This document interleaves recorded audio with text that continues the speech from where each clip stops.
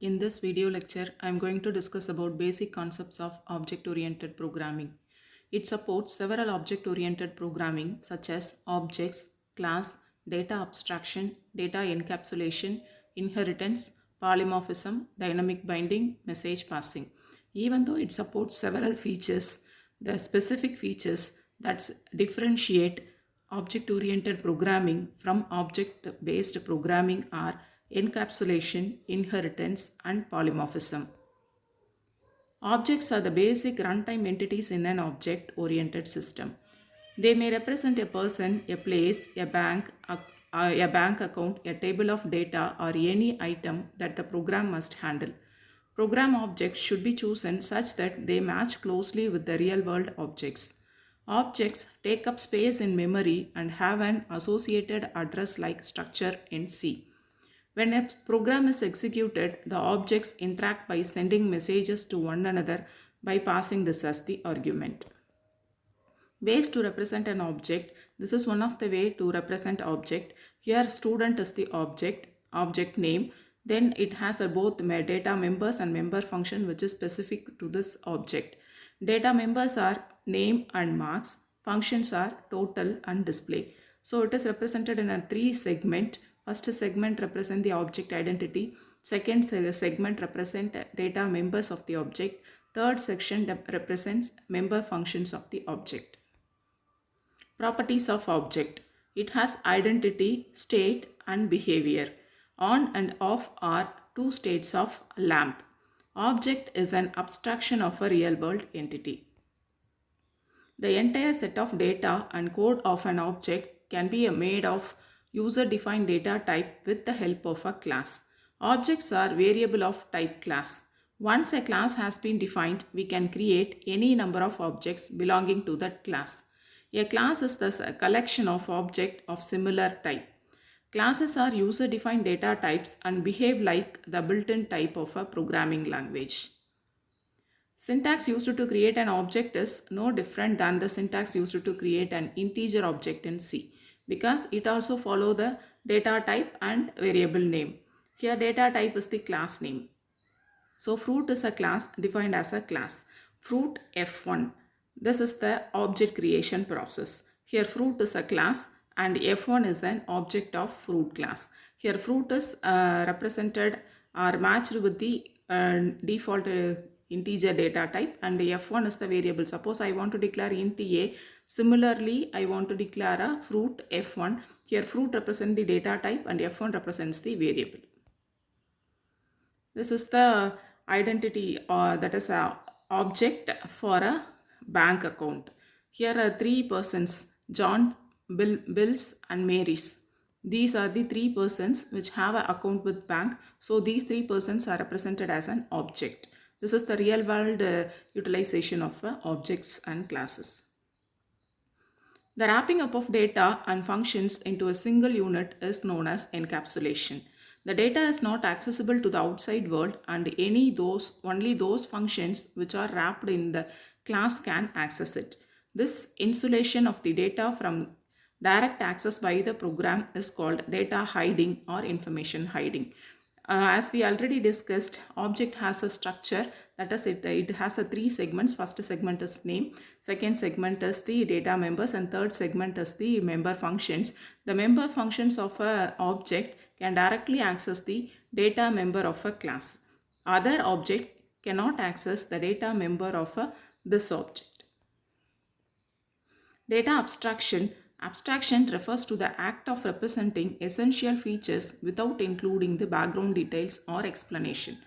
Classes uses the concept of abstraction and are defined as a list of abstract attributes such as size, weight and cost and functions to operate on these functions.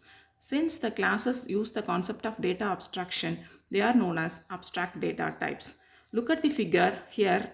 We are representing a car with all its inner details. While data abstraction is used, the end user of a car knows only the color, wheels, brake system, that's and all known by the end user. But the manufacturer know all the inner details. So hiding all inner implementation details and providing a outer look is the data abstraction. A car consists of four wheels, an engine, accumulator, and brakes. This is the abstract view of a car.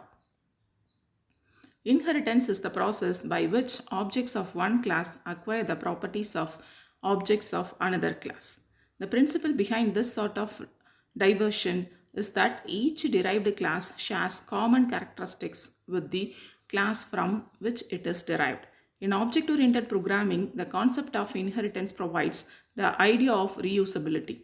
This means that we can add additional features to an existing class without modifying it. The best example of inheritance is parent-child relationship. All the child have a properties of parents. Either their father or mother or both of their properties are inherited to the children. The same concept is used in the object-oriented programming also. The real power of inheritance mechanism is that it allows the programmer to reuse class that is almost but not exactly what he wants and to tailor the class in such a way that it does not introduce any undesirable side effects into the rest of the classes. Polymorphism means the ability to take more than one form. That is, an operation may exhibit different behaviors in different instances. The behavior depends upon the type of data used in the operation. Example, operation of addition. For two numbers, the operation will generate a sum. If the operands are strings, then the operation would produce a third string by concatenation. So function overloading and operator overloading are the two forms of polymorphism. Here this flowchart represents about of polymorphism. Polymorphism is classified as compile time polymorphism and runtime polymorphism. Again, compile type polymorphism is classified into function overloading and operator overloading. Runtime polymorphism is virtual functions. Function overloading, this is an example for function overloading. We have a shape class. In the shape class, we have a draw function. The shape is any of triangle, rectangle, circle. Each one has the same function draw but do the different functionality. First, draw function in triangle used to draw the triangle. Rectangle is used to draw the rectangle. Likewise, the working of a function is different but the name is same. This is called as function overloading. Binding refers to the linking of a procedure call to the code to be executed in response to the call. Dynamic binding means that the code associated with a given procedure call is not known until the time of the call at runtime. It is associated with polymorphism and inheritance. Only the binding information known at runtime. Message communication. An object-oriented program consists of a set of objects that communicate with each other. Objects communicate with one another by sending and receiving information much the same way as people pass messages to one another. Message passing involves specifying the name of the object, the name of the function, and the information to be sent. This is an example for message passing, emp.salary of emp name. Here emp is the object which call the function salary by passing the message emp name. This figure shows the interaction between one object with other by passing the messages. Benefits of object-oriented programming. Through inheritance, we can eliminate the redundant code and extend the use of existing code. Data hiding helps the programmer to build secure programs that cannot be invaded by code in other parts of the program. It is possible to have multiple instances of an object to coexist without any interference. It is possible to map objects in one problem domain to those objects in program. Easy to partition the work in a project based on objects. Data-centered design approach enables us to capture more details of a model in implementable form. Object-oriented systems can be easily upgraded from small to large systems. Software complexity can be easily managed. The language should support several of the object-oriented programming concepts to claim that they are object-oriented. Depending upon the feature they support, they can be classified into either object-based programming language or object-oriented programming language. Object-based programming language is the style of programming that primarily supports encapsulation and object identity. Data encapsulation, data hiding and access mechanism, automatic initialization and clear up objects, overloading, operator overloading. These are all the supporting features of object-based programming language, but they do not support inheritance and dynamic binding. Object-oriented programming incorporates all of the object-based features along with two additional features, namely inheritance and dynamic binding. So, object-oriented programming is equal to object-based features plus inheritance plus dynamic binding. Advantages of object-oriented programming: simplicity. Software object model real-world object, so the complexity is reduced and the program structure is very clear. Modularity. Each object forms a separate entity whose internal working are decoupled from other parts of the system. Modifiability. It is easy to make minor changes in the data representation or the procedure in an object-oriented program.